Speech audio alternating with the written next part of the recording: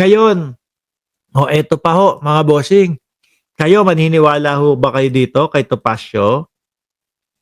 Oh, si Topacio ho, mga kababayan, ang karamihan o kalimitan ho na mga kliyente nito, mga kababayan, ay nasa kulungan ho. Oh, nasa kulungan ho.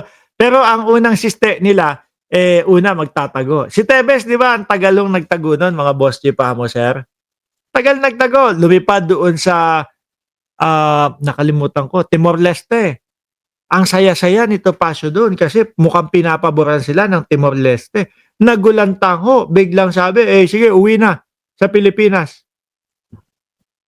Tago. Parang, Attorney Topacio, wag kang magagalit ha. Napapansin ko lang, karamihan ng iyong mga kliyente ay nagtatago. Si Buloyski. Di ba si Buloyski kasama sa legal team? Si Topacio, mga kababayan. Ano ginawa nun? Nagtago din nun ng pagkatagal-tagal na panahon no. Mga bossing, ilang panahon no nagtago yun. Di ba? At eto pa, pinapatawag po sa Kongreso o pinapatawag sa Senado, mga kababayan, siya mismo yung nagbabiolate. Ayaw respetuhin yung Senado. O di ba? Ayaw respetuhin si Risa Ontiveros. Pero gusto maging senador. Kaso hindi umubra kay General Torre yung kanyang pagtatago. Ayun, oblo din.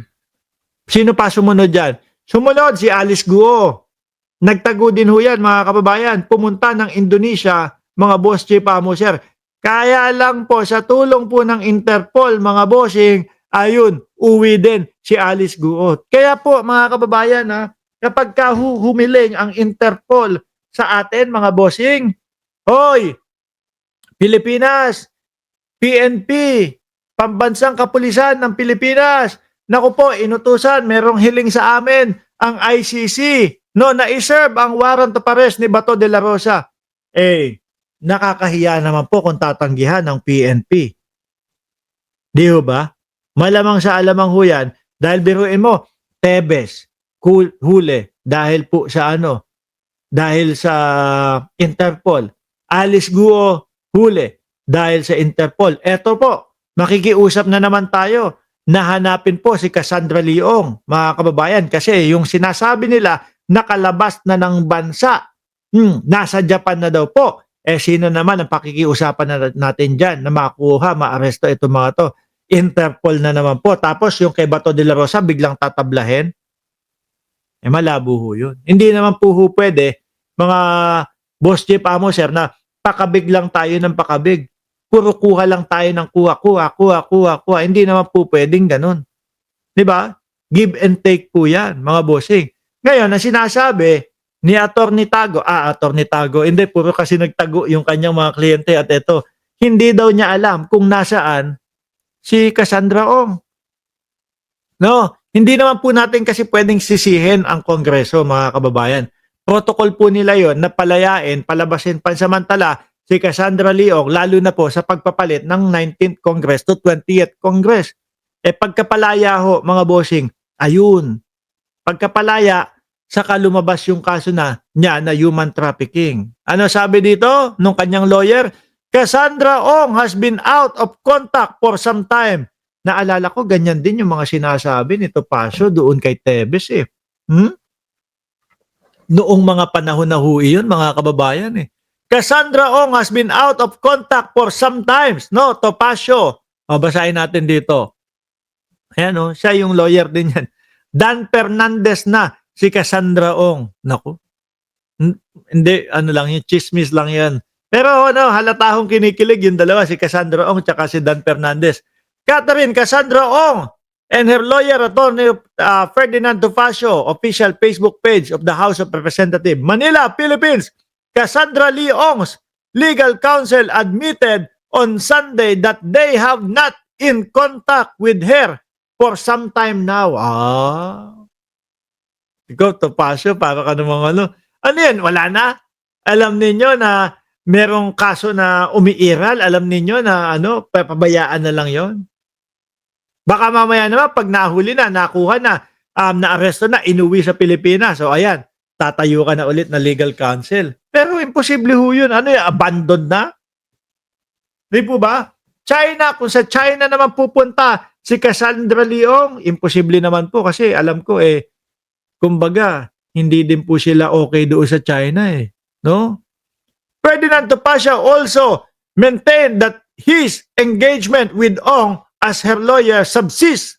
While we have not been in communication with our client for some time, we are bound by law and the tenets of the legal profession to continue providing her with the best legal services we can render under the circumstances, Topacio said. Baka naman pinagtatakpan mo, attorney. No, ipakita nyo na kasi nakita na namin yung mga ganyan ninyo Nakita na ho namin yung mga ganyang mga pagsagot ninyo kay Buloy, kay Tebes. Di ba? Sino pa? Yung kay Alice Guo. Boss, founder, Chai Cherry, nag-like na ako, mapanghi pa rin. Aba, ano pinag-uusapan nyo dyan? Sabi ni Legaspi, 1957, Cassandra, mahuhuli na yan ng Interpol soon. God's will, oho. No? Kaya, hindi naman po pwede na lagi tayo ang humihiling sa Interpol. Kailangan po give and take po yan. Topacio accused the government of using Ong to divert public attention from various issues facing the country, including the flood control scam. Diyos ko po, ito nga ang ating Pangulo ho, mga kababayan, ina-announce na po. Halos araw-araw na din po yatang nag-a-announce si Pangulong Bongbong Marcos kung ilan na yung nakuhuli, sumusuko. Tapos gusto pa din, sinasabi pa din ito Topacio na pang-divert daw po si Cassandra Leong para mawala ang atensyon doon sa flood control. Hindi papabayaan yung flood control. Kaya nga nang gagalaite, galit na galit, di ba? Yung mga malalaking tao na nasasali diyan sa flood control. Anong papabayaan? Ikaw talaga, Topacio. Wanted yung kliyente mo. Tapos ang sinasabi mo, wala kang alam kung nasaan. Hindi ka nakokontak. Narinig na namin yan kay Tebes, narinig na namin yan kay Hibuloy. Lumang tugtugin na yan, boss, no? Diyos ko po, Lord. Babalik tayo kay Pangulo, mga kababayan. Balikan natin si Pangulong Bongbong Marcos. Bakit to, mga bossing? Eto.